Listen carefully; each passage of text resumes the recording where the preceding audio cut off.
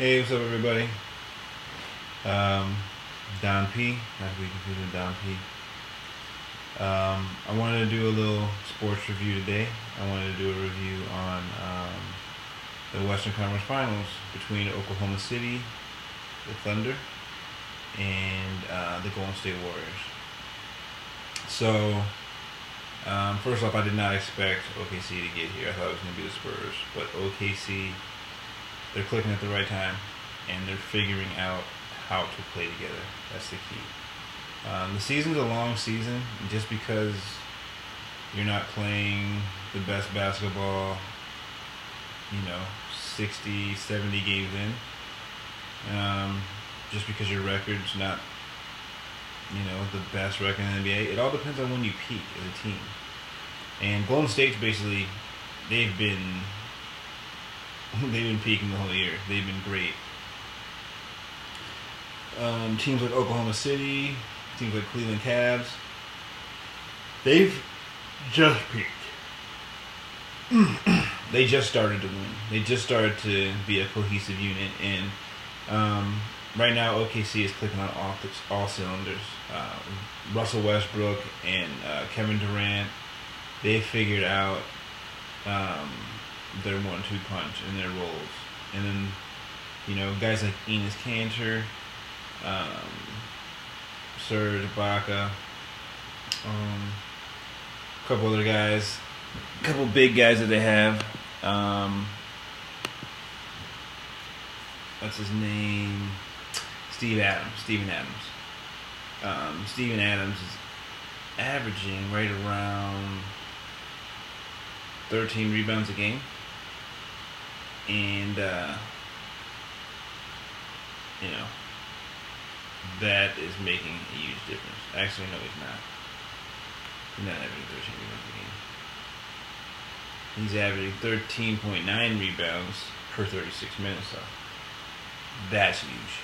So, Steven Adams doesn't get, tons of playing time. But when he's in there, he's rebounding. And so, people are finding their roles. People are coming together on that team right now. Golden State's been at the top of their game, as we said. So, keys to this matchup. I mean, Curry. I don't think they don't have what it takes to stop him. No one really has what it takes to stop him. It's all about slowing him down.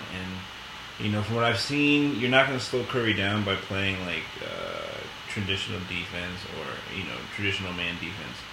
You just you have to really. You have to bump him. You have to touch him. I'm not talking about being cheap either.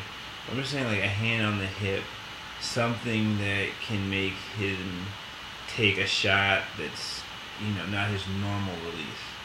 And, he's comfortable crossing over 4, 5, 6 times and then taking an off-balance shot.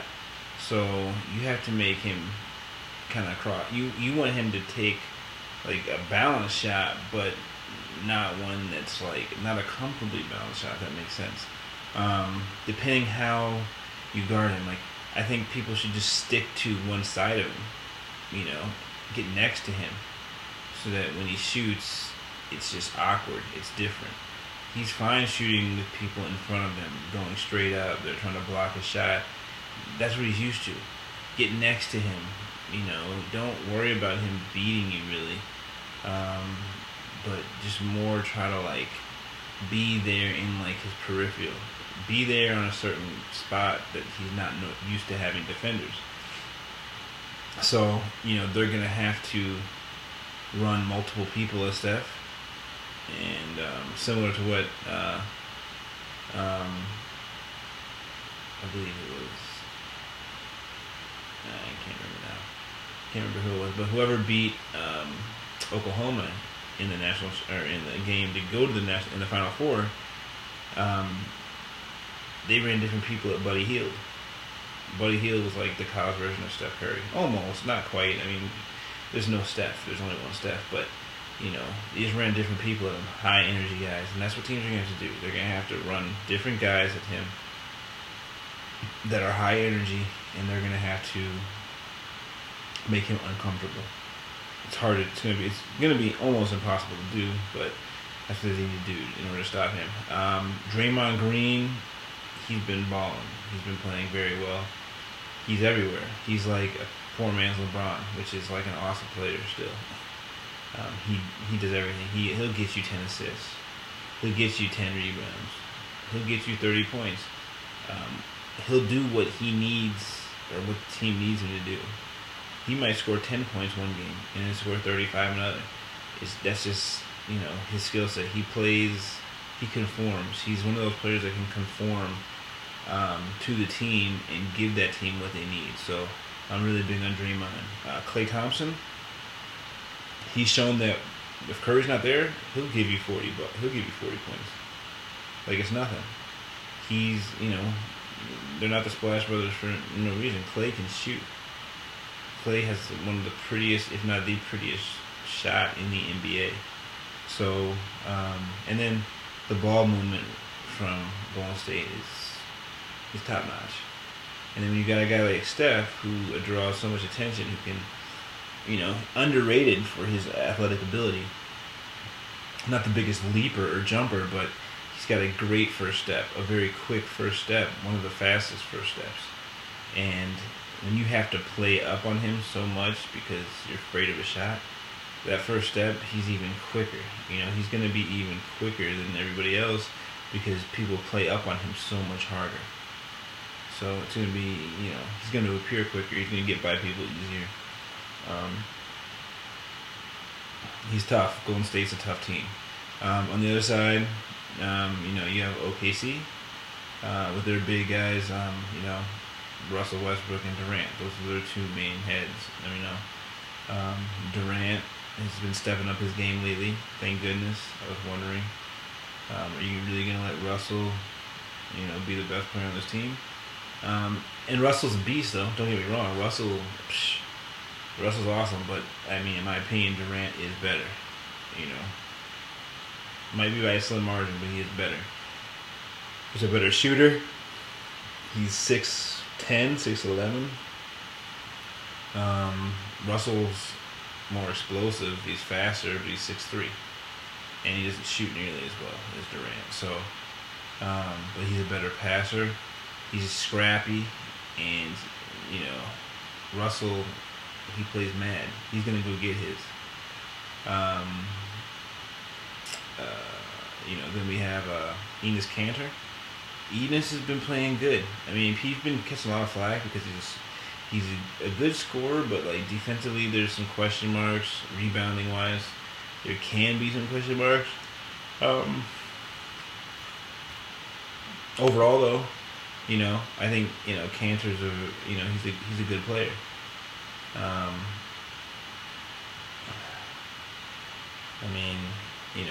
Per 36,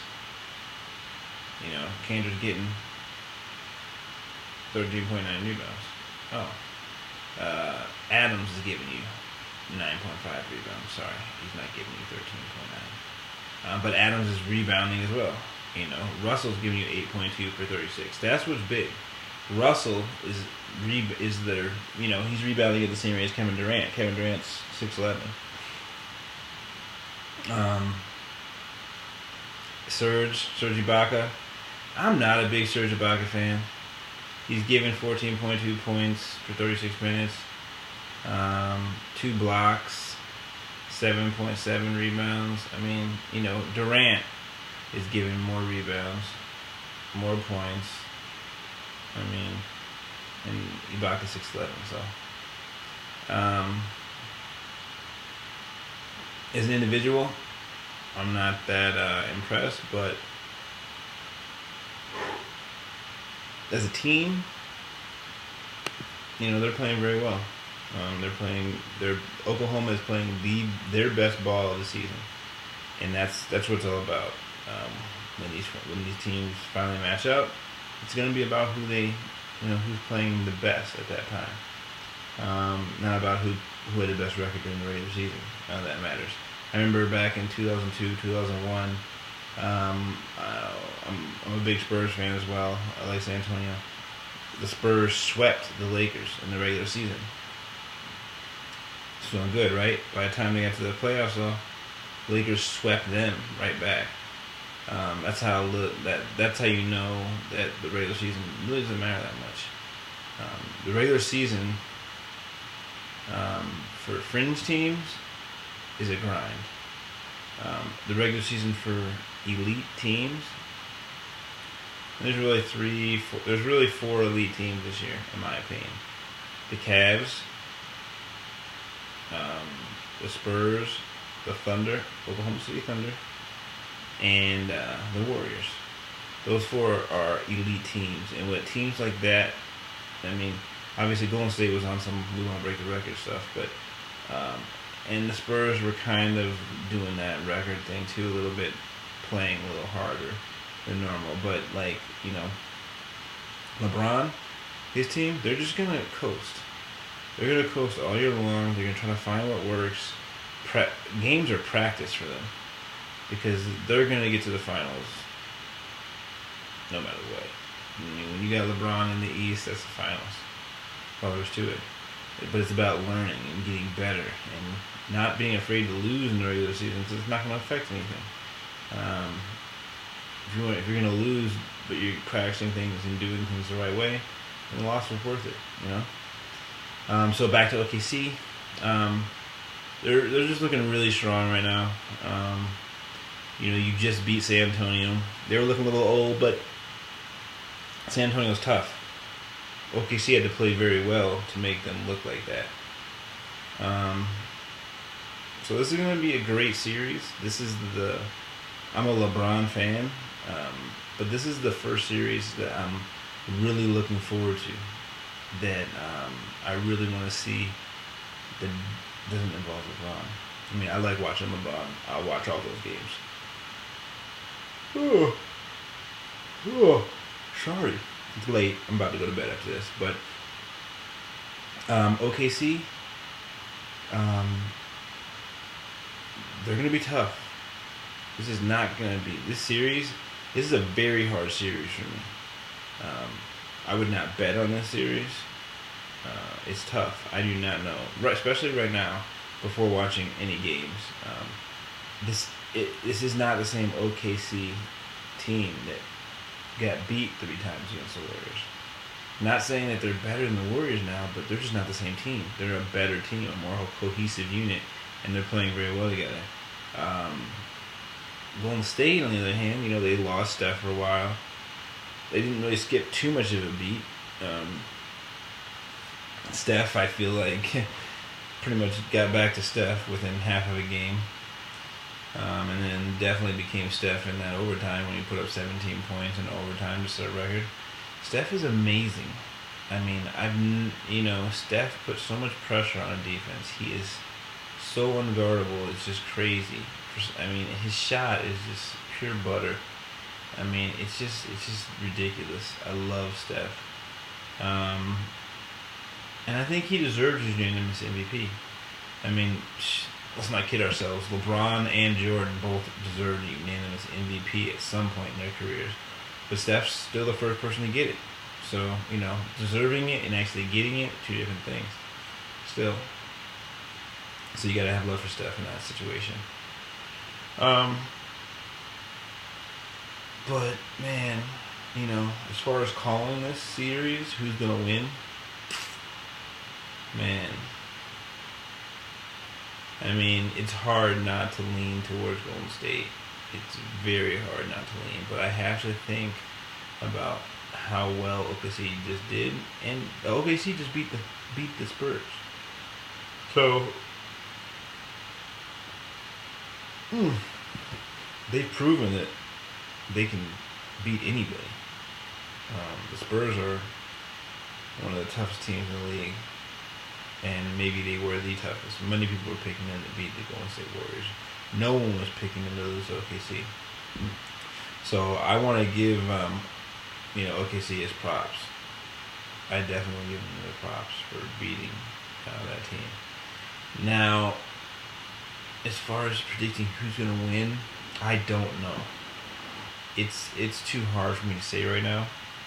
I'm going to make a prediction after game 1. a real prediction, but I will give you the gun to my head now prediction.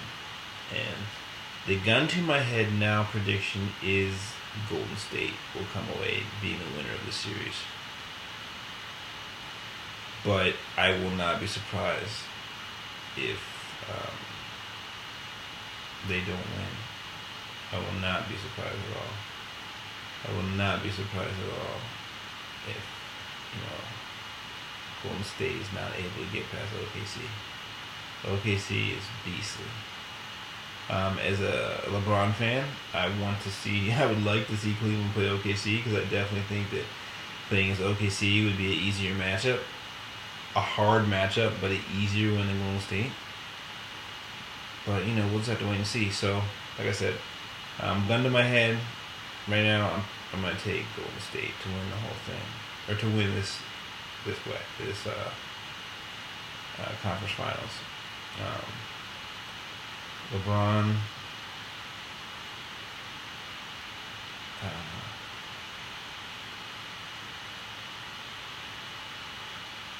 it's going to be very tough no matter who the Cavs play. But I would rather play OKC. I will, after first game, I will give another video on who will win the season or who will win the series. I will give you a concrete answer then. I will be able to watch this game and tell you who's going to win the series after I watch this next game. So, or the first game. If OK comes out really very flat and lethargic and not pushing the ball, then that's their fault, and that's what's going to make them lose. They need to push the ball. They need to be smart, but they need to push the ball. And Russell needs to go to the hole a lot. They need to let Russell put the pressure on the San Francisco guards because they're not really ready right now. So on that note, prediction: Cavs will win. Not the Cavs, sorry. The Warriors will win Game 1. And then I will give my prediction on the rest of the series later. But the Warriors will win Game 1. The rest of the prediction coming through. Gun to my head right now. Warriors take the whole thing. Alright. Thanks for listening. And I'll talk to you guys later. Bye-bye.